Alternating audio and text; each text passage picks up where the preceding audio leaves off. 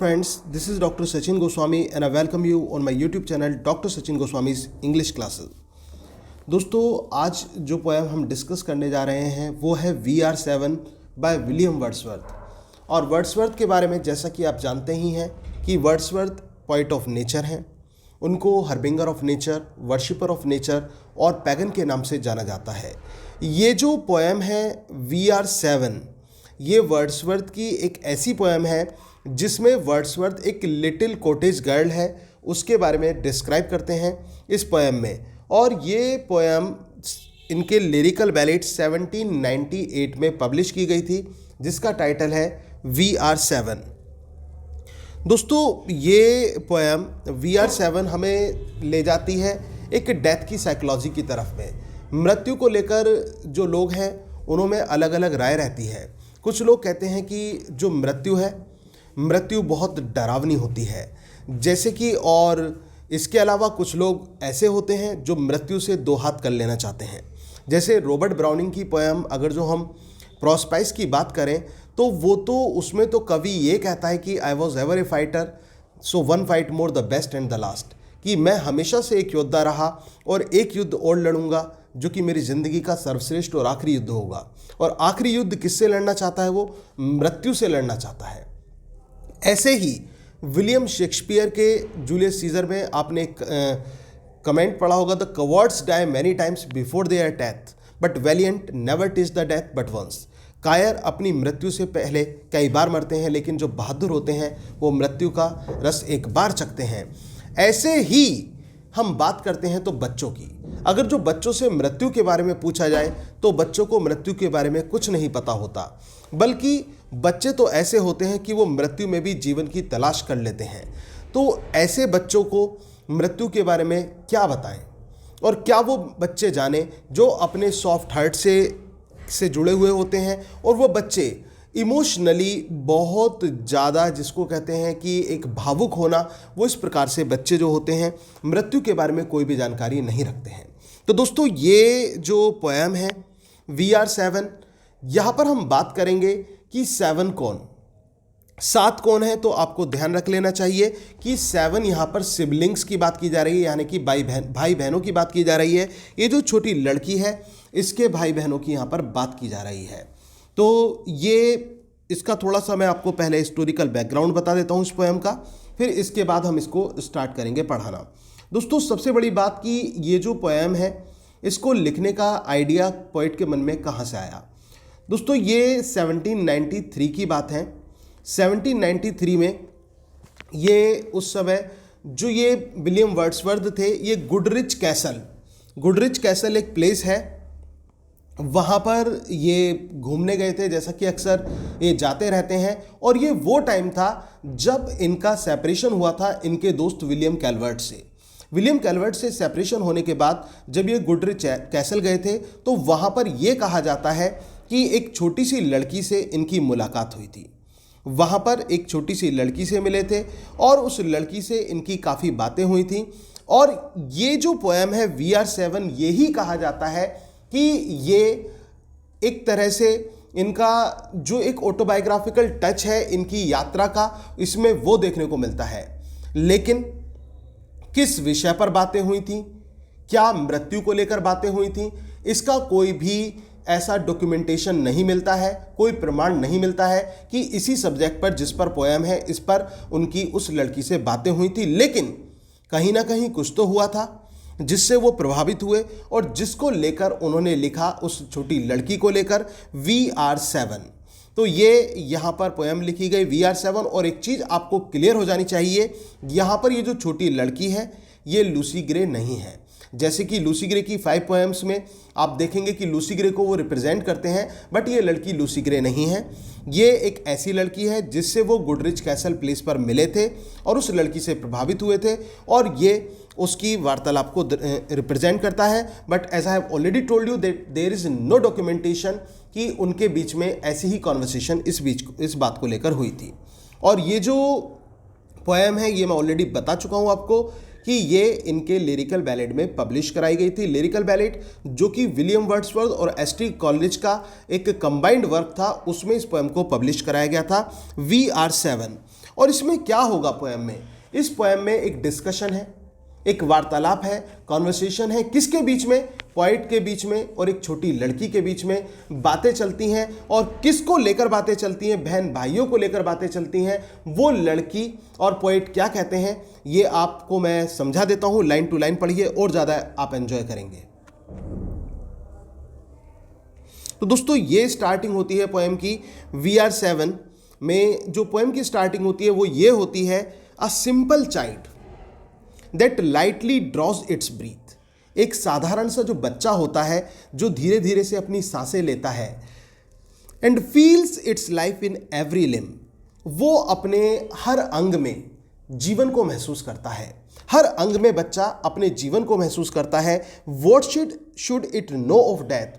उसे मृत्यु के बारे में क्या पता? तो कहने का मतलब ये है, एक छोटा सा जो बच्चा होता है वो अपने हर पार्ट में जीवन को महसूस करता है, लाइफ को वो फील करता है। तो ऐसा बच्चा मृत्यु के बारे में क्या जाने? उसे मृत्यु का क्या पता? और यहाँ पर इसके बाद ये इंट्रोडक्टरी पैसेज आता है जिसमें एक बच्चे के बारे में बताया जाता है। और जैसा कि आपको पूरी पोएम में एक इमोशनल टच ये देखने को मिलेगा, एक कॉन्वर्सेशन देखने को मिलेगा। और सबसे बड़ी बात ये है, जो बच्चे होते हैं आप जानते होंगे कि वो दिल के सच्चे होते हैं। और बच्चे जो होते हैं वो अपने अंदर से निकली हुई बात कहते हैं, जो उनके इनर हार्ट की बात होती है। वो कोई दिखावा नहीं करते और उनके लिए जो जीवन है, जिस रूप में वो जीवन को बयां करते हैं, वो उसी रूप में उसको एक्सप्रेस करते हैं। और जो उनके लिए मृत्यु है, मृत्यु में भी बच्चे जीवन देख लेते हैं। तो ऐसा ही एक बहुत ही अच्छा उदाहरण आपको इस पोएम में मिलेगा कि किस प्रकार से वो छोटी बच्ची पोएट के साथ, एक नैरेटर के साथ जो यहाँ पर स्पीकर है, तो उसके साथ किस प्रकार से उनका कॉन्वर्सेशन चलता है मृत्यु को लेकर और उसके भाई बहनों को लेकर। तो देखिए, I met a little cottage girl. She was 8 years old. She said, I met a little cottage girl. यहाँ पर जो नैरेटर है वो ये कहता है कि मैं एक छोटी सी लड़की से मिला जो कि एक कॉटेज में, एक छोटी सी झोपड़ी में रहती थी। She was 8 years old, she said. और उसने मुझे बताया कि वो 8 साल की थी। तो उस लड़की ने नैरेटर को बताया कि वो 8 साल की थी। Her hair was thick with many a curl. उसके बाल मोटे थे और घुंघराले थे, उसमें कर्ल आ रहे थे उसके बालों में। और इसके बाद that clustered round her head. और उसके बाल जो थे वो किस प्रकार से आ रहे थे?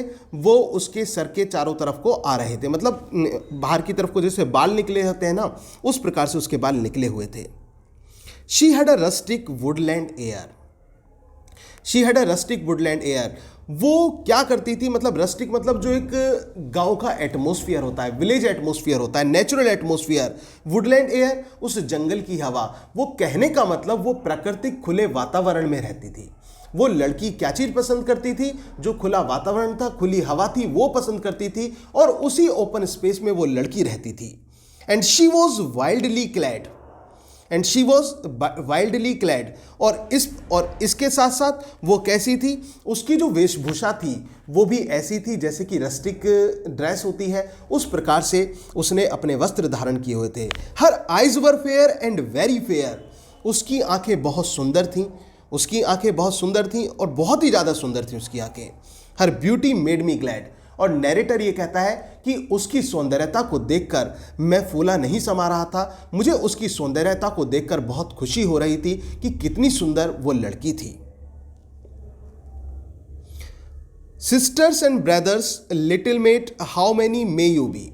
तो जो नैरेटर था उसको देखकर, उस लड़की को देखकर उस पर रहा नहीं गया और उसने उससे एक प्रश्न किया कि हे छोटी सी बच्ची, मुझे ये बताओ कि तुम कितने भाई बहन हो।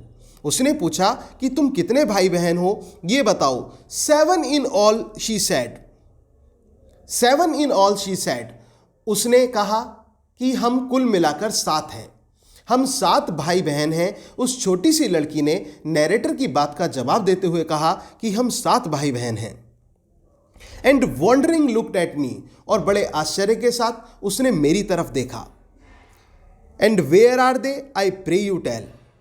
तो फिर मैंने उससे रिक्वेस्ट करी, तो मुझे बताओ ना, अगर जो तुम 7 भाई बहन हो तो वो कहाँ हैं, मुझे उनके बारे में बताओ। तो शी आंसर्ड 7 are we। वो उत्तर देती है, श्रीमान हम 7 हैं। And 2 of us at Conway dwell, हम में से 2 तो कॉनवे में रहते हैं। Conway is a particular place, Conway एक पर्टिकुलर प्लेस का नाम है। तो वो ये कहती है हम में से 2 कहाँ रहते हैं, हम में से 2 अपने 2 भाई बहनों के बारे में बता रही है। हम में से दो जो हैं वो कॉनवे में रहते हैं। एंड 2 आर गॉन टू सी, और 2 कहाँ चले गए हैं, वो समुद्र को चले गए हैं, और एक वो खुद है। तो नंबर ऑफ सिबलिंग्स कितने हुए, 5 हो जाते हैं यहाँ पर। और वो ये कहती है 2 of us in the church yard lie, इस बात पर आपको गौर करना है और इस लाइन पर भी गौर करना है। 2 of us in the church yard light, church yard लाए, और हम में से 2 जो हैं वो चर्च यार्ड में, यानी कि चर्च का जो पिछला हिस्सा है जहाँ पर जो डेड बॉडीज हैं उनको बरीड किया जाता है, उसके बारे में कहती है कि हम में से जो 2 हैं वो चर्च यार्ड में आराम कर रहे हैं, वो कब्रिस्तान में आराम कर रहे हैं, हम में से 2। My sister and my brother, कौन, मेरा भाई, एक तो उनमें से मेरी बहन है और एक मेरा भाई है, जो कहाँ आराम कर रहे हैं, जो चर्च यार्ड में लेटे हुए हैं, आराम कर रहे हैं। And in the church yard cottage I dwell near them with my mother, और उस चर्च यार्ड की कॉटेज के पास ही, मैं उनके बिल्कुल पास अपनी माँ के साथ रहती हूँ। वहाँ पर ही हमारा घर है और वहीं पर ही मैं अपनी माँ के पास रहती हूँ, उस चर्च यार्ड के पास में ही। You say that 2 at Conway dwell and 2 are gone to sea, तो यहाँ पर नैरेटर को आश्चर्य होता है इस बात को सुनकर, और वो कहता है You say that 2 at Conway dwell, कि तुम कहती हो कि 2 तो कॉन्वे को गए हुए हैं, and 2 are gone to sea, और 2 समुद्र में गए हुए हैं, yet ye are 7, लेकिन फिर भी तुम 7 हो। I pray you tell sweet mate how this may be, मेरी प्यारी सी बच्ची मुझे ये बताओ कि ये कैसे पॉसिबल है, तुम कैसे कह सकती हो कि तुम 7 हो। Then did the little maid reply, फिर उस छोटी सी बच्ची ने उत्तर दिया 7 boys and girls are we, मतलब कहने का मतलब ये है लड़की अपनी बात पर स्टिक है, उसने कहा है हम 7 हैं तो हम 7 हैं, और वो मृत्यु को एक्सेप्ट नहीं कर रही है। वो ये एक्सेप्ट नहीं कर रही है कि उसके जो भाई बहन हैं वो उससे दूर हो चुके हैं, क्योंकि वो कहती है मैं वहीं तो रहती हूं, हमारा घर वहीं तो है। तो वो ये कहती है 7 boys and girls are we, हम 7 भाई बहन हैं। 2 of us in the churchyard lie beneath the churchyard tree, और वो फिर से इस बात को रिपीट करती है कि हम में से 2 तो कब्रिस्तान में आराम कर रहे हैं, beneath the churchyard tree, और कहाँ पर, वहीं पर जहाँ पर चर्चयार्ड पर एक वृक्ष है, उस वृक्ष के नीचे वो आराम कर रहे हैं। You run about my little mate, your limbs they are alive, तो यहां पर नैरेटर कहता है मेरी छोटी सी बच्ची, तुम दौड़ सकती हो, तुम चल सकती हो, तुम भाग सकती हो। Your limbs they are alive, तुम्हारे जो पार्ट्स ऑफ बॉडी हैं, तुम्हारे जो अंग हैं वो जीवित हैं। If 2 are in the church yard laid then ye are only 5, अगर जो 2 चर्च यार्ड में आराम कर रहे हैं, अगर जो तुम्हारे 2 भाई बहन चर्च यार्ड में आराम कर रहे हैं, देन ये आर ओनली 5, फिर तो तुम मात्र 5 हुए ना, फिर तो तुम मात्र 5 हुए। तो फिर वो कहता है फिर वो कहती है लड़की their graves are green they may be seen, the little maid replied, और छोटी सी बच्ची जो है वो उत्तर देती है देयर ग्रेव्स आर ग्रीन, उनकी जो कब्र हैं वो हरी भरी हैं, उनकी जो कब्र है वो हरी भरी है, घास से परिपूर्ण है। दे मे बी सीन, और उनकी कब्र को देखा जा सकता है। द लिटिल मेड रिप्लाइड, और छोटी सी बच्ची ने उत्तर दिया 12 steps or more from my mother's door and they are side by side, और हमारे 12 steps from my mother's door, मेरी माँ के दरवाजे से यानी कि हमारे घर से केवल 12 कदमों की दूरी पर वो हैं। And they are side by side, और बिल्कुल बराबर बराबर में वो लेटे हुए हैं, वो आराम कर रहे हैं जो मेरे भाई बहन हैं। My stockings there I often knit, मैं अपने जो कपड़े हैं मैं अक्सर वहां पर बुनती हूं। माई हैंकरचीफ देयर आई हैम, और इसके अलावा मेरा जो रुमाल है मैं उसको वहां पर उस रुमाल को भी सीती हूं। And there upon the ground I sit, और उस ग्राउंड पर, उस जमीन पर मैं बैठ जाती हूं। And sing a song to them, और अपने भाई बहनों के लिए एक गाना भी गाती हूं। And often after sunset sir when it is light and fair, और श्रीमान जब अक्सर संध्या हो जाती है, सूरज छुपने को होता है, तो when it is light and fair, हल्का हल्का प्रकाश होता है और स्पष्ट होता है, आई टेक माई लिटिल पोरिंगर, तो मैं छोटी सी अपनी जो प्याली होती है वो मैं वहाँ पर ले जाती हूँ and eat my super there, और मैं रात्रि का डिनर भी वहीं करती हूँ। वो छोटी लड़की ये बता रही है कि मैं उनसे अलग नहीं हूँ, मेरी जो एक्टिविटीज़ हैं वो उन्हीं के साथ होती हैं। शाम के समय मैं अपनी जो थाली है उसको लेकर भी उनके पास पहुंच जाती हूं और रात्रि का भोजन भी मैं उनके पास बैठकर ही करती हूं। The first that died was sister Jane. और अब वो उत्तर देती है और बताती है, द फर्स्ट दैट डाइड, पहली जिसकी मृत्यु हुई वो मेरी बहन जेन थी। तो कहने का मतलब जिसकी मृत्यु हुई थी वो कौन थी? जेन थी। इन बेड शी मॉर्निंग ले, बिस्तर में पड़ी हुई वो करहा रही थी। Till God released her of her pain, और वो तब तक करहाती रही जब तक भगवान ने उसको उस दर्द से छुटकारा नहीं दे दिया। And then she went away, और फिर वो चली गई। कहाँ चली गई? So in the church yard she was laid, churchyard में। और यही कारण है कि वो आज कब्रिस्तान में आराम कर रही है।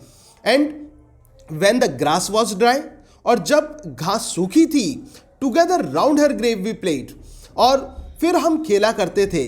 कहाँ? उसकी कब्र के पास में खेला करते थे। माई ब्रदर जॉन एंड आई, वो कहती है कि जब घास सूखी थी तो जॉन, मेरा भाई जॉन और मैं उसकी कब्र के पास खेला करते थे।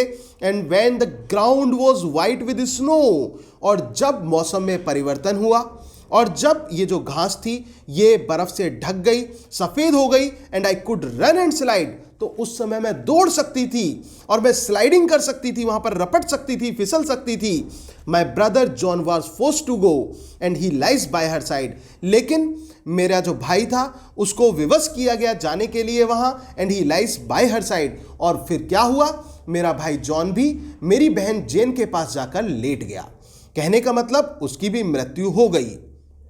अब जो नैरेटर है फिर क्वेश्चन करता है, फिर कहता है, how many are you then? Said I, if they two are in heaven, अगर जो दो स्वर्ग में है, कहने का मतलब दो की मृत्यु हो गई, तो फिर तुम कितने हो? Quick was the little maid's reply, और बहुत जल्दी छोटी सी लड़की ने उत्तर दिया, ओ मास्टर वी आर 7, ए मेरे स्वामी मालिक हम 7 ही हैं। वो ये कहती है कि श्रीमान हम 7 हैं। But they are dead, those 2 are dead, their spirits are in heaven, लेकिन नैरेटर कहता है लेकिन वो तो मर चुके हैं, और जो मर चुके हैं उनकी जो आत्मा है वो तो आकाश में है।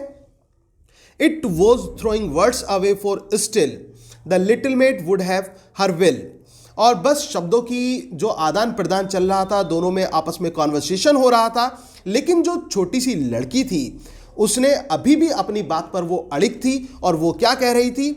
And have her will and said ने वी आर 7, वो ये कह रही थी नहीं हम तो 7 ही हैं। तो कहने का मतलब जो छोटी बच्ची थी उसने अपने सामने जो पोइट था, पोइट को एक ट्रू विजन दिखाया कि वास्तव में बच्चों के जो मृत्यु को लेकर मायने क्या होते हैं, बच्चा किस प्रकार से सोचता है, और जो बच्चा सोचता है वो मन से सोचता है, दिल से सोचता है, और जो भी उसके मन से निकलता है वो अंदर एक रूह की आवाज़ होती है। और बच्चा अपने आप से जो मृतक लोग होते हैं उनको भी सेपरेट नहीं कर पाता है, क्योंकि वो तो उसके विजन्स में रहते हैं, वो उसके मन में रहते हैं, दिल में रहते हैं। जैसे कि छोटी बच्ची के जो भाई और बहन थे वो मर चुके हैं और वो इस समय 5 हैं, लेकिन लास्ट में वो यही कहती है, ने वी आर 7, ने वी आर 7, नहीं हम तो 7 ही हैं। तो दोस्तों ये थी poem we are 7 by William Wordsworth. उम्मीद है कि आपको अच्छी लगी होगी। अगर आपको मेरी ये वीडियो अच्छी लगी हो और मेरा पढ़ाया हुआ अच्छा लगता हो तो वीडियो को लाइक शेयर जरूर करें और कमेंट बॉक्स में रिप्लाई करना भी ना भूलें। Thank you very much, yours doctor Sachin Goswami.